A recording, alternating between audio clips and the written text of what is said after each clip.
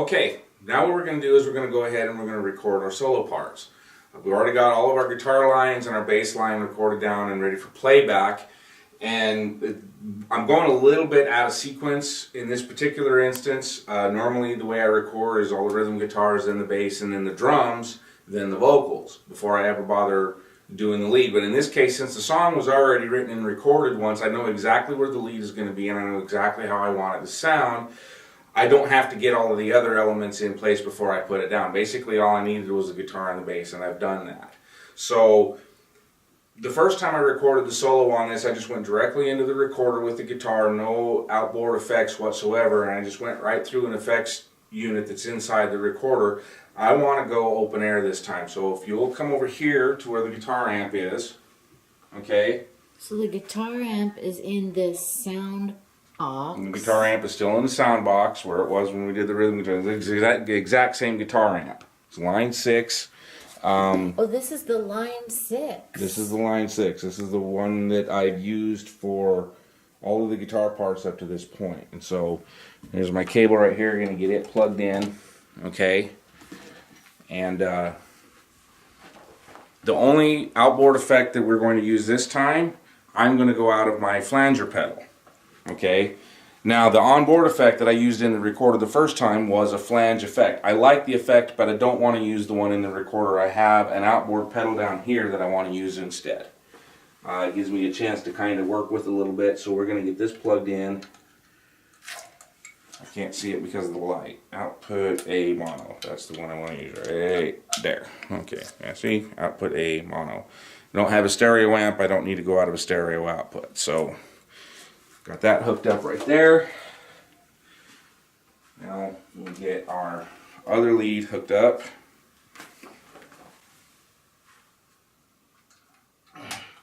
To the input. Oh, one other thing you can look at here.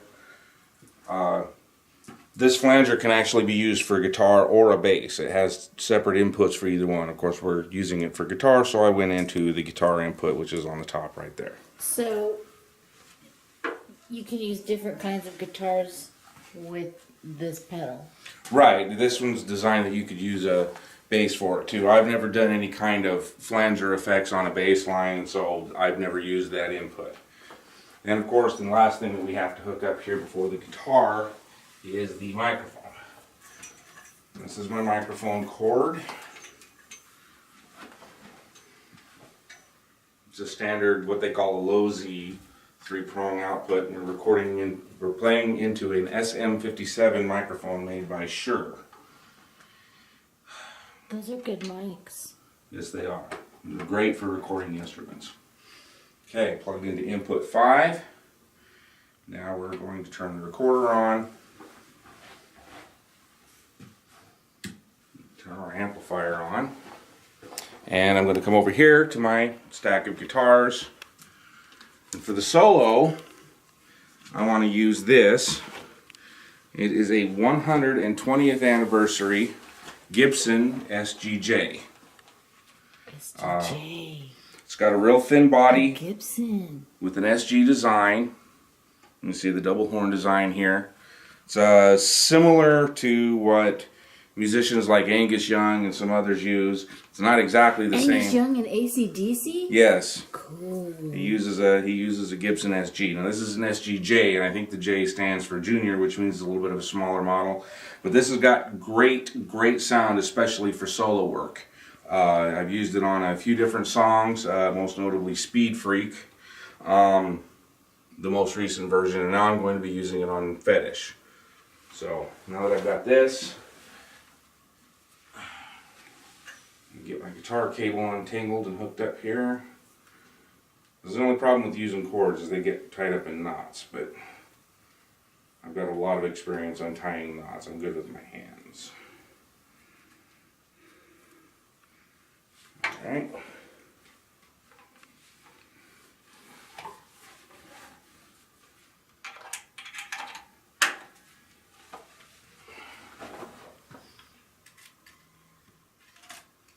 Alright, I'm going to pick. Let's have a look at your guitar pick. Hang on a second.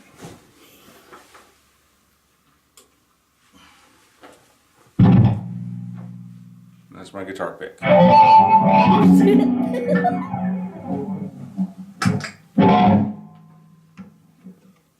Woohoo! Noisy. Alright, since we got this hooked up and turned on and we know the sound comes out of it, I can go ahead and close the lid on the sound box.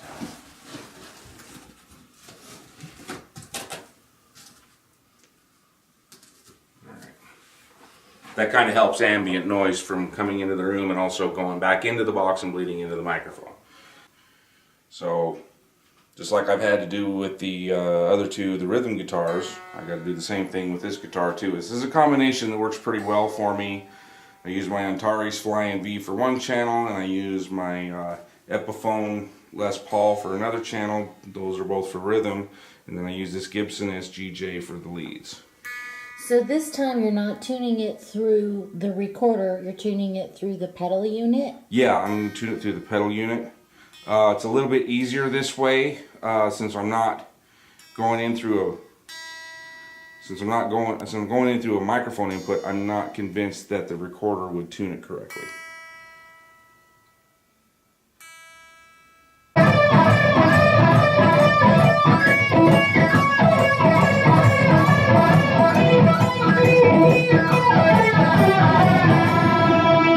Okay, it's something in the flanger pedal that's doing it.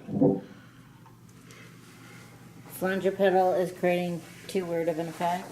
A little bit. I'm going to see if I can change it here.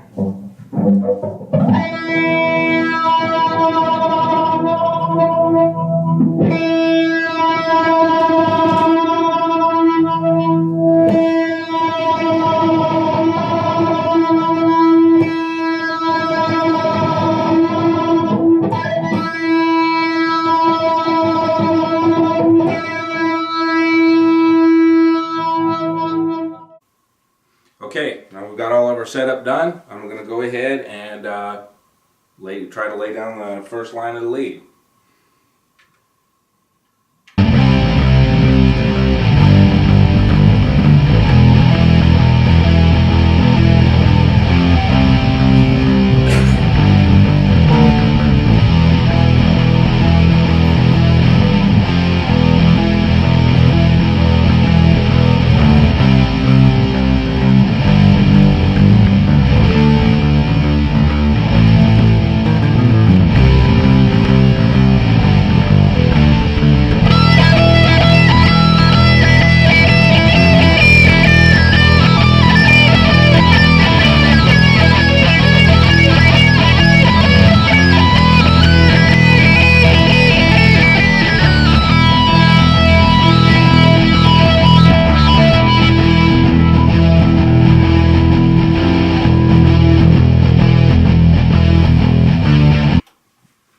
That's track one.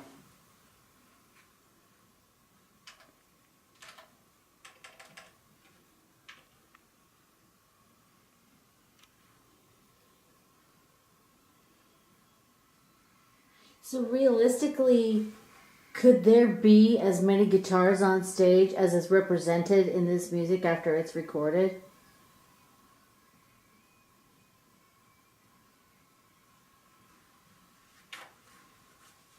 Okay.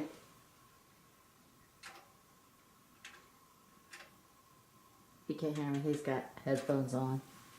What? I was just saying that realistically, could you have this many guitars on stage as is represented in this recording?